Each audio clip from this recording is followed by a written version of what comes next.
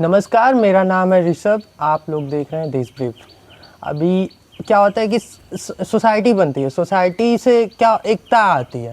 एकता आती है तो सुख दुख में वो एक दूसरे के लिए लोग खड़ा होते हैं। तो अभी ऐसी सोसाइटी एक बनी है जिसका नाम है बिल्हा बैस छत्री सोसाइटी। तो उसके उपाध्यक्ष हैं जी सत्यप्रकाश सिंह जी, जो हमारे साथ हैं। वो बताएंगे कि इस सोसाइटी का उद्देश्य क्या है। जी बताइए। इस सोसाइटी का उद्देश्य ये है कि हम लोग जो क्षत्रिय समाज में गरीब बच्चे हैं, बच्चियां हैं, उनके पढ़ाई लिखाई के लिए हम लोग आर्थिक मदद करते हैं। और अगर क्षत्रिय कुल में कोई बच्ची है जो गरीब है, उसकी शादी में 51,000 रुपये अगर उनके गार्जियन चाहते हैं तो हम लोग उनको देने का काम करते हैं। जी, तो जैसे ये जो सोसाइटी ये रजिस्टर्ड है, पंजीकृत है जी। तो पंजीकृत कराने का उद्देश्य क्या था?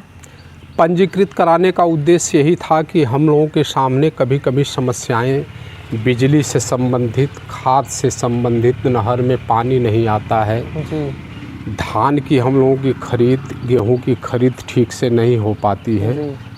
तो इसके लिए हम लोग एक पत्रक देके दबाव बनाते हैं। ज़रूरत अगर पड़ती है तो धरना भी देते हैं, प्रदर्शन भी करते हैं। तो इससे हम लोगों का थोड़ा सा जैसे बात शासन प्रशासन के द्वारा सुनी जाती है, इसलिए हम लोगों ने रजिस्ट्रेशन करवाया है। इस सोसाइटी का नाम है बिल्हा बैस छत्री सोसाइटी। तो आप थोड़ा हमें बिल्हा को भी विस्तारित करिए और फिर उसके बाद बैस छत्री जो है इनको भी विस्तारित करिए। ये क्या चीज़ है? देखिए, बिल्हा में हम लोगों का जो बिल्हा संगठन है उसमें 2 तप्पे हैं, एक उतरहा और एक दक्षिणहा। तो हमारे उतरहा में जो कादीपुर से ले करके और कम्हरिया बोंगरिया साइड तक, रासेपुर साइड तक, ये हम लोग उतरहा मानते हैं। और इसके दक्षिण में जो टंडवा, रोशनपुर, मुरारपुर इस टाइप के ऐरा फद्दूपुर गांव हैं, उनको दक्षिणहा मानते हैं। तो टोटल हम लोग एक ही हैं। और उतरहा में 52 गांव हैं, दक्षिणहा में 18 गांव हैं। तो इस तरह से टोटल 70 गांव हैं। तो हम लोग एक जगह कहीं भी कोई, हम लोगों की 3 महीने पर एक बार मीटिंग होती है और अपने क्षत्रिय संगठन के उत्थान के लिए हम लोग अनेक तरह की चर्चा पर चर्चा करते हैं और अपने समाज को आगे कैसे बढ़ाया जाए इस पर विस्तार से चर्चा होती है और उस पर हम लोग काम भी करते हैं। उदाहरण स्वरूप आपको बताएं, हमारे पास सारे रिकॉर्ड हैं जी। अब तक हम लोग कम से कम लगभग 70-80 बच्चों को पढ़ाई के लिए आर्थिक मदद दे चुके हैं। और बच्चियों की शादी के लिए सब मिला के 4-5 बच्चियों को हम लोग शादी के लिए पैसा देने का काम किए जी। हम लोगों के यहाँ जब भी तेरही होती है तो तेरही में एक फलदार वृक्ष हम लोग लगाते हैं जी। आज के डेट में यह संख्या कम से कम 500-600 के ऊपर हम लोग पेड़, हमारा संगठन लगाया हुआ है जी। थोड़ा सा आप मुझे बैस छत्री को समझाइए कि बैस छत्री किन लोगों को कहते हैं, इसमें कौन कौन आते हैं लोग? अब देखिए, बहुत इसके बारे में जो हमने अपने बुजुर्गों से, हमारे चाचा जी हैं जैसे बगल में, आप लोगों के द्वारा जो हम जानते हैं वही आपके सामने बात रखेंगे जी। हम लोग राजस्थान से जी। हमारी जो पीढ़ी थी वहाँ से चली, उसमें से कुछ लोग रायबरेली में रुके, कुछ लोग बेल्हा में आए जी।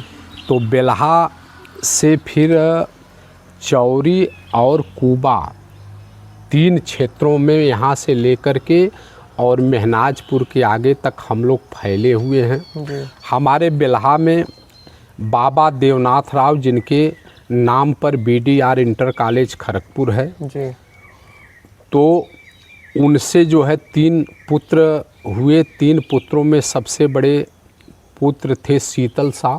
जी उनसे लगभग 10-12 बेल्हा में गांव हुए, फिर मधु शाह हुए। इस तरह से हम लोगों का बेल्हा का विस्तारीकरण है।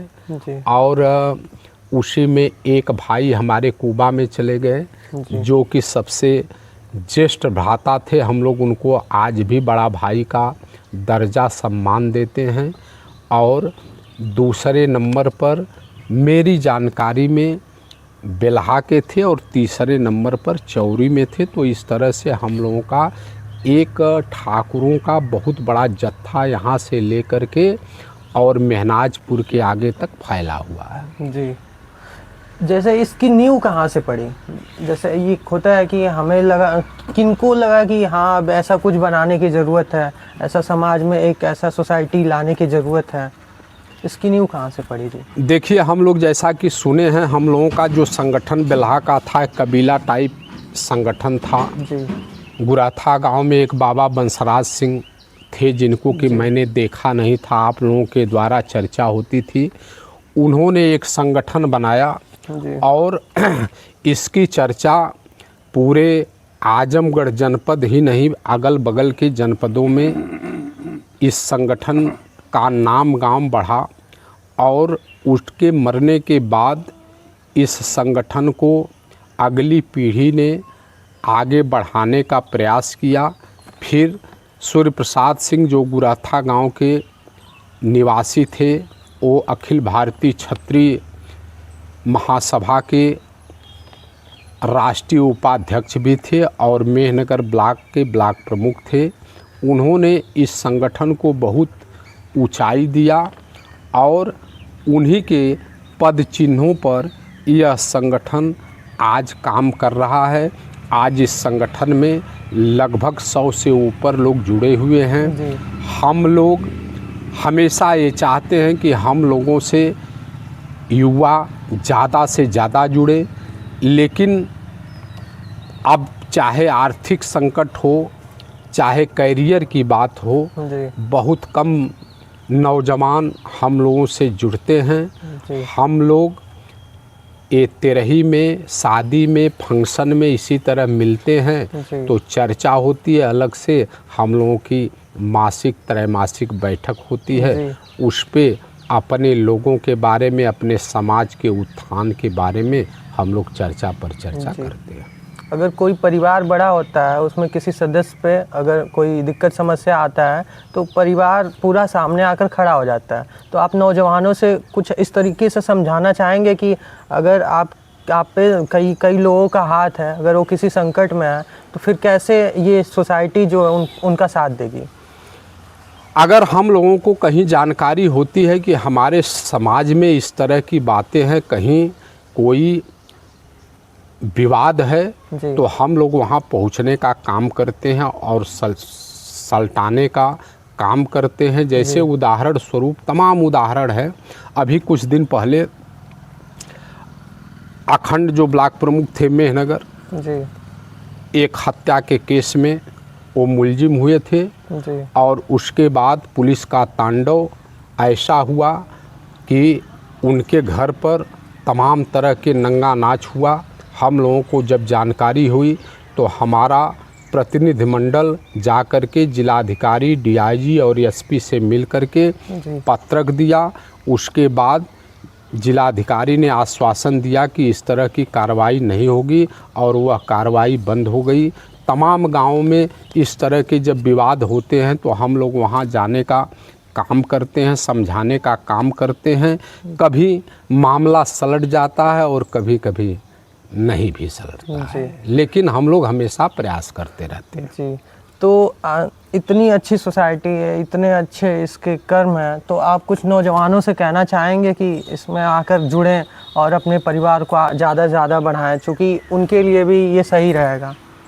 हम हमेशा आह्वान करता हूँ, जब भी मेरे पास समय रहता है मैं 2-4 गाँवों में ज़रूर घूमता हूँ और नए लोगों से, नए अपने छोटे भाइयों से मिलता हूं और कहता हूं कि आप लोग जुड़िए। और हम ये नहीं कहते हैं कि आप हमको बहुत समय दीजिए, हम आपसे सिर्फ महीने में 3 घंटा 2 घंटा, वह भी आपके पास अगर समय नहीं है तो 2 महीने में दीजिए, 4 महीने में दीजिए। आप नहीं भी दे पाते हैं तो बाहर से कम आप जिस भी लायक हैं इस समाज को आगे ले जाने के लिए हमारा सहयोग करिए।